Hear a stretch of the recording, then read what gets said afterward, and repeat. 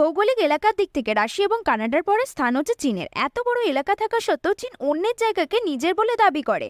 ভারতের অরুণাচল প্রদেশ এবং আকসাই চীনকে চীন নিজেদের বলে দাবি করে, কারণ তারা মনে করে এটি তিব্বতের অংশ এবং তিব্বত যেহেতু চীনের অধীনে তাই তারা এটা নিজেদের অংশ বলে দাবি করে।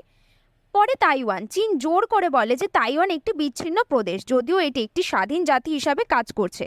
এমনকি তারা জাপানের সেনকাকু দ্বীপপুঞ্জকেও ছাড়েনি, যেটা এখন বর্তমানে রয়েছে জাপানের নিয়ন্ত্রণে, কিন্তু চীন নিজেদের বলে এটাকে দাবি করে এবং তারা নিজেদের মতো নাম দিয়েছে দিওয়াই। চীন দক্ষিণ চীন সাগরে বেশ কয়েকটি অঞ্চল নিজেদের বলে দাবি করে, যার মধ্যে রয়েছে প্যারাসেল দ্বীপপুঞ্জ, স্প্রাটলি দ্বীপপুঞ্জ, স্কারবরো শোল। এর জন্য ভিয়েতনাম এবং ফিলিপাইন্সের সাথে চীন সবসময় বিতর্কে জড়িয়ে থাকে। যেহেতু চীন তিব্বত দখল করেছে, তাই ভুটান তিব্বতের পাশে বলে ভুটানকেও তাদের নিজেদের বলে দাবি করে। আপনার কি মনে হয় চীনের এই অযৌক্তিক দাবিগুলো ঠিক?